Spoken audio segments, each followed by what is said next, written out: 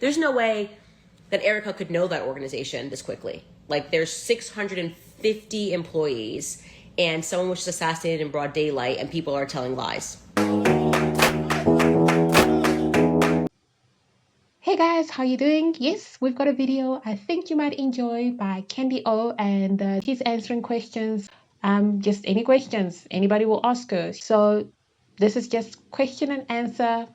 Like, share, follow, subscribe. Welcome to Film Identity.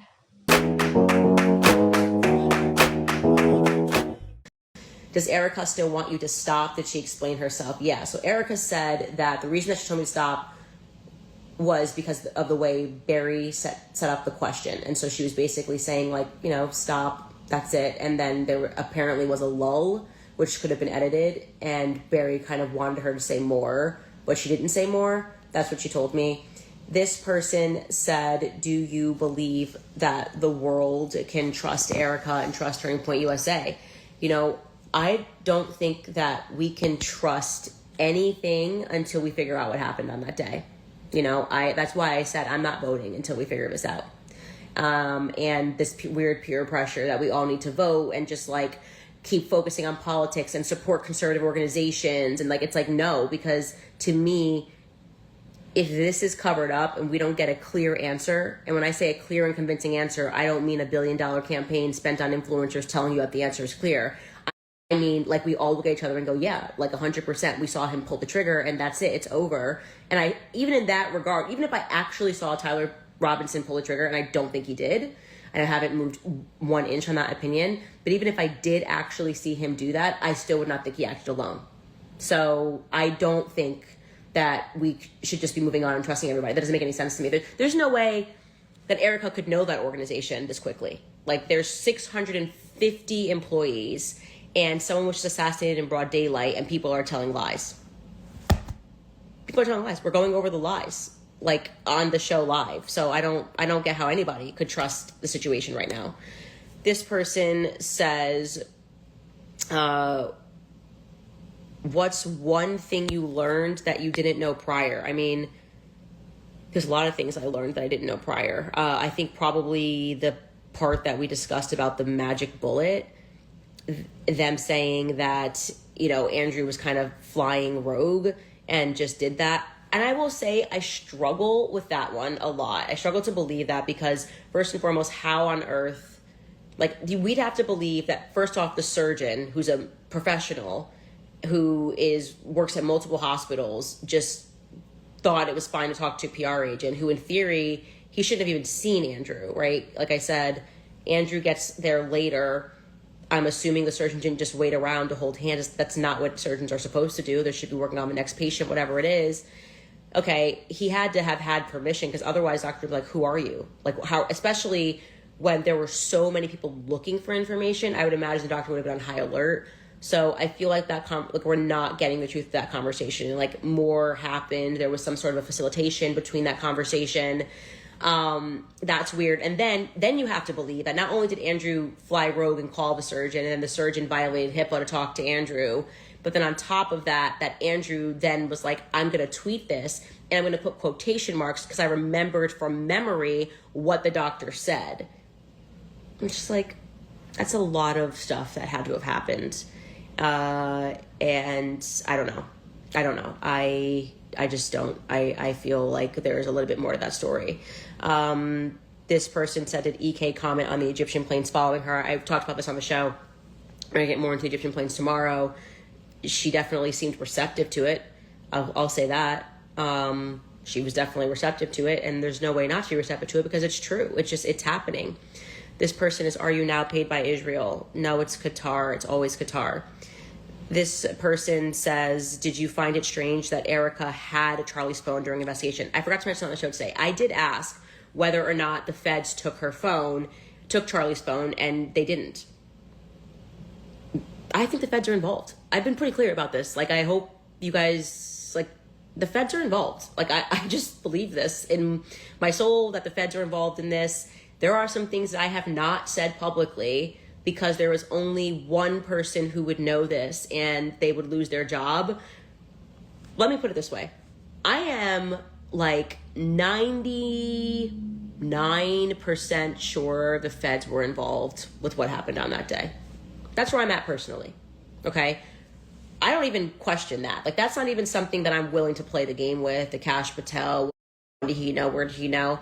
So now, for me, it's like how many people at Turning Point knew that. And I have bad feelings about a lot of people that are there. I shouldn't say a lot of people. That's not fair. A lot is me being dramatic. But I have some bad feelings about people that are there. And especially when their stories start to run into each other like we've shown, it's not good.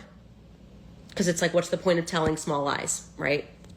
Like, I thought it was weird that, like, Elizabeth got cut out of the story of Mikey's first phone call when they were all so insistent that was like a military maneuver, you know? This person says, are you not being paid by Israel? Did you ask about Pierre DuPont? I had already asked Justin Strife about Pierre DuPont, and he said that he did not know Pierre DuPont. And I had asked that before we had ever even sat down. I did not ask Erika about Pierre, which I should have done. And I had a list of questions, and I did not think to ask her about Pierre. I should have done that. I can still do that, though, because the lines of communication are open. So there you go. Is there anything that Erika said that you didn't believe? I think I kind of just answered that question. I struggle with the Andrew Colbert tweeting that by himself. Like, it's pretty standard. Non-doctors know that you have to speak to next of kin. And also, I would say the Bibi Netanyahu offer, saying that, you know, she didn't know about that offer. I don't know. Are we, like I said, I'm trying to assume that there are still Israeli donors who are facilitating this, like, sit down with Barry Weiss, and that's the reason why there still seems for me to be this, like, protection of Israel. That's just how I feel. I feel like the company is interested in protecting Israel's interests. And I do think that there's some Israel angle to the story. And nobody made me think that other than Bibi Netanyahu right after Charlie was killed. Do you think Erika is okay? Yeah, I do think she's okay. Are you and her friends? Like, we were never, like, close friends, obviously, because what happens when you get married is you, like, focus on your family and your kids, and I started having kids right away with George while him and her were dating. We've always been cordial. We have always gotten along, and we were always very supportive of one another when her and Charlie were dating, then when her and Charlie got married. And I do think she's okay. I think, you know, something that she did say, which I mentioned on the show today, was that her and like, basically that, like, the way that she copes is by working. Like a workaholic, you know, like throwing herself into work is like a form of grieving for her, which I think a lot of people had questions about that. I didn't ask her a question about that. She kind of offered, actually, how did that come up? She didn't offer it. There was something that I said, and then she was like, well, I can explain. I can't remember. I genuinely can't remember. I don't want to butcher it and put words in her mouth. This person says, let me scroll down here. Who does she think killed Charlie? I think she expressed herself, hence the reason why I pointedly asked the question. She expressed, at least what I got from the Glenn Beck interview, was that she believes that it was Tyler Robinson, and I don't see how she gets there. On the basis of the conversation I have with the lawyer, I feel even less compelled that it was Tyler Robinson. I was holding on to, like, the off chance that they had some smoking gun, literally like a smoking gun that we didn't have access to, and we were just like the dumb and ignorant public. That's not true. So I just don't get that. I do not get that at all. Or was I asked to sign an NDA? Clearly not. That's why I'm talking to you guys right now. What about her ties to Romania and the missing kids that she sent to Epstein Island? I never heard about kids being sent to Epstein Island. The entire thing about Romania, I have never even covered on my show. So I was not the person equipped to ask any of those questions. I kept telling you guys, like, I was fully locked in on what happened on September 10th. I obviously saw all the TikToks about her mom, about the CIA thing. Actually, her mother did come up. That was interesting. That is actually a very interesting point. I will tell you right now, the most, like, raw emotion that I have ever seen from Erika was when she was talking about her mom. she could barely get through, because I knew like from Charlie when they got together, like her mom was sick, and like because he had sent her overseas, I think it was Iceland or somewhere, actually Austria, to try some treatment, and so I knew that her mother had been sick. When she even started talking about her mom, it was the one time that she broke and looked like she was about to cry, and like turned really red, like, you know, like she was trying to keep it together. And I can tell you like that she loves her mom. That I've never seen, like I would stand that to the end, that Erika Kirk very much loves her mom, and she's very close with her mother. Most raw emotion I have seen from her, like authentic raw emotion, was when we brought up the topic of her mom, and that was in relation to, I asked her straight up how she knew Tyler Boyer. That's another thing that's just coming to my mind right now because I'm just riffing at you, but you can't remember everything. I mean, guys, it just happened. It was a 4.5 hour meeting. I took notes. You just got to give me time to like process them. That's when her mother came up, and she was like, yeah, she loves her mom. Her mother being sick is something that genuinely impacts her. Why did the conversation have to be private? What do you want me to tell you? That's what I was offered. What do you want me to do? Like, that's what I was offered. I was offered public. I said yes. I was offered private. I said yes. I'm going to take whatever I can get. And I hope that we can then have a conversation in the public, that it can be AMA style, and the public can ask all of their questions. I don't, if I was in their position, I would do it. I told them their PR has been a disaster. I think their PR, I said, this is a new PR world, and I feel like you guys have been treating the public like they're stupid, and they're not. They're not stupid. They have sussed this, you know, they know this entire situation is suspicious, and I feel like you should just be kind of like dealing more honestly with the public. This person says, why hasn't Erika protected you regarding the FBI? Oh, that didn't even come up. Honestly, I didn't even think to ask her about like, oh, could you reach out to the FBI for me? Because that's not how it's supposed to work. I pay taxes. The FBI should answer because I reached out to the FBI.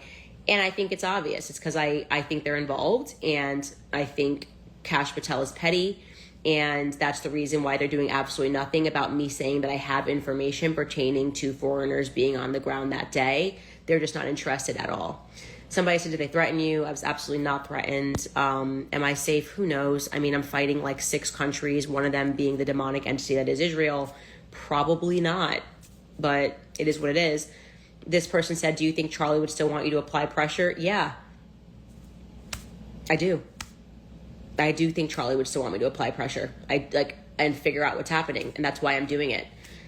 Did you clarify anything surrounding whether or not an autopsy occurred? I already told you guys for a fact an autopsy did happen, so I didn't have that on my list of questions because I had already confirmed that.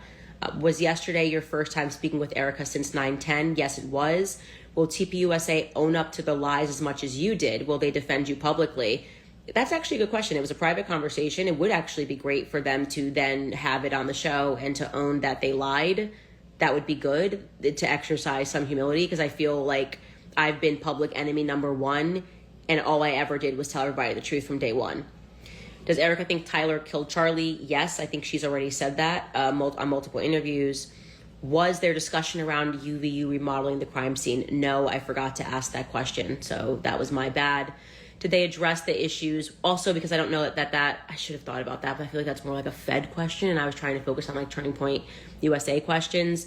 Did they address the issues with the finances and taxes? They brought an entire tax document thing for me to look through. I'm not an accountant, which is why I haven't spent much time talking about their finances other than the Doge thing, which I was like, that was a weird lie. I don't understand like why Tyler would say that that's like something that he had always done. And they owned that that was not something that they had always done. So again, this is the stuff why I feel like we could have benefited from doing a public like live stream, because they did own a lot of the stuff, and it, like you said, it has not been owned in a public capacity. This person says, was Erika surprised by anything that she wasn't before? I would say, yeah, she was very surprised on one thing that I kind of surprised them with that I hadn't said publicly. And I explained to them that it was a very big reason why I am convinced that someone at Turning Point knows more about Charlie's death. I think they were very shocked by that when I told them what that thing was, which was like basically that somebody inside of Turning Point told me that. I'm not naming names, but somebody inside of Turning Point told me that Turning Point was involved. And they were kind of jaws on the floor about that. And we're like, okay. And I was like, look, I haven't put that information out in the public yet because I am aware of what the ripple effect of that will be. And I also, it could very well be, obviously, in terms of conspiracy, do we think 650 employees of Turning Point USA are in on it? No. But I think it helped them see that I was being compelled by what I'm being told. And I have not told the public every single detail of everything that I've been told because I am playing a game of chess. I need to figure out, to separate the wheat from the chaff, so to speak. And I think we've done a pretty good job of doing that. So there is that as well. I'm going to do a few more questions here. Darn, I accidentally scrolled to the top here. You guys asked a few times, who do you think? Did you find it strange that Erika has Charlie's phone during this investigation? I find it strange the FBI didn't take his phone.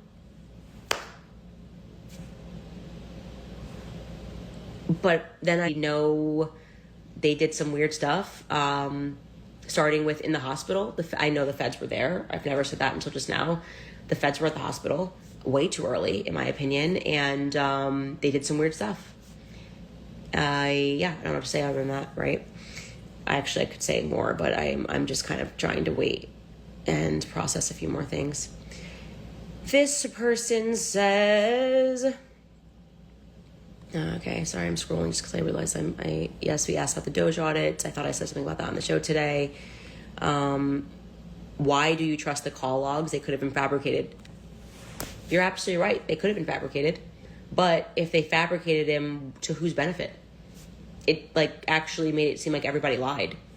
So, of course, they were, in fact, edited. It wasn't the full call log uninterrupted printed from the website because they wanted to just show me the relevant portions, but that's all we had.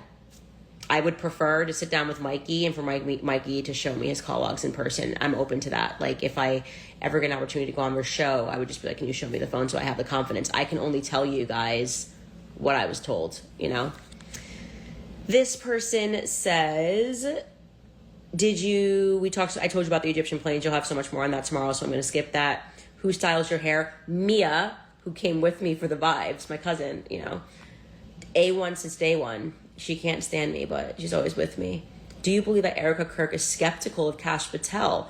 That's a good question. I feel that, and this is not coming from the private meeting, this is coming from just public messaging, that they have been trusting of Kash Patel. That they have been, in communication with him is what I've been told. They've been in communication with him. I find that to be weird. So if she is skeptical, it was not communicated to me. And I didn't ask that question specifically. Is Erika interested in the story of the witness that called you the military meeting that he saw in the military base? I think that's an interesting question.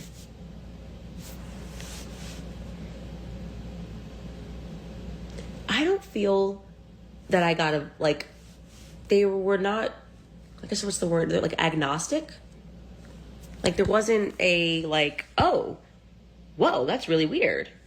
And there wasn't a well, actually, I shouldn't say there wasn't a chance to shut it down. What they did was they brought Brian Harpole's his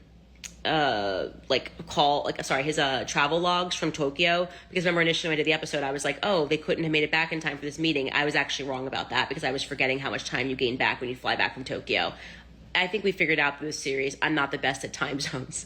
Anyway, so they had his travel stuff.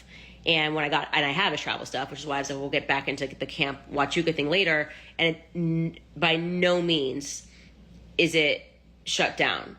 This is a very strong lead. And I do sense that there was major panic about this meeting. The attacks leveled up. And that's saying a lot because they've been attacking me nonstop. So when they gave me Brian Harpole's thing, I looked at it, I was like, oh, this doesn't debunk anything. He could have definitively made it because I explained to them that Brian Harpole, that person who is certain that he saw Brian Harpole. He says, and we're going to have him on the show hopefully tomorrow. He says that he saw Brian Harpole, and that was like around like 7:47 a.m. So he's unaccounted for during those times. What I can tell you is, and I'll show you this tomorrow, like Brian Harpole got back from Tokyo into Dallas early in the morning on September 8th. So that's a full day. He could have been at Camp Huachuca on the 8th. But Brian Harpole, by the way, is calling around, like telling people he's going to like sue me or something, which is weird because he hasn't even sent a cease and desist. He's like talking to Tim Pool apparently and saying weird stuff, and got a message out to somebody else and was like trying to seed. Like basically I feel like Brian Harpole is scared of us investigating Huachuca, and so he's intentionally signaling to people in the public that he's going to sue me. And when people as a strategy don't just like hit you up and say, hey, you got something wrong, here's so you can correct it, but then go the route of like legal threats, they have something to hide. It's very simple to just like shut something down with the truth and say, hey, I saw this, you got mixed up. He's trying to like scare me with lawsuits. So I feel like Camp Huachuca is the undoing of everything, okay? Tomorrow's episode is going to be very interesting. And that's all I can say, like, for right now, because we had to put the pieces together and trying to figure out who was there at that meeting. But Baron Coleman's episode really helped build upon the fact that someone very important from DC was at that meeting. And he verified, in case you didn't see it, that this was a high-level meeting. I have people on the base who verified that the windows were blacked out. It was turned into an intelligence operation. Also, that in general, Camp Huachuca is an intelligence base. He stumbled upon this meeting, and it could literally solve the entire Charlie Kirk case. That's why I said I need to focus my energy on that, because I feel like part of this creating this like war with Erika and people saying this, that, you know, I was beating employees at Daily Wire, and them even releasing like the firing tape. I didn't even discuss this today. The firing tape of Jeremy Boring on stage, firing me and calling me a semi. It feels like they're trying to distract me because it's the last week of the podcast. And I feel like I have to focus on this. Like I feel like we could solve it. So if we get any detail about the Camp Huachuca base. So I don't know. That's where I'm at right now. I won't answer any questions. Like I said, I'm not convinced by anything. So I'm sorry if you are upset that I took the only opportunity that I was given to sit down and try to get answers, and did my best to kind of deliver to you like the high level, low level. I do think it's good that we have communication with Turning Point USA. I think that's a good thing, because it allows us to, when we find a lie, to instantly have me message Justin and say, hey, you said this or he said that, what's the deal? Like otherwise we're just going, okay, we don't know why they lied. So I don't know. I feel like that I did the right thing on that, like trying to like facilitate a conversation, and I am 1000% open to still having that conversation public. Maybe now she feels comfortable to do it publicly because she did it privately, you know. Anyways, I guess that's kind of all I'll end it for today. Invest in the Word of God. Be encouraged. Invest in yourself. Like, share, follow, subscribe, and cheerio.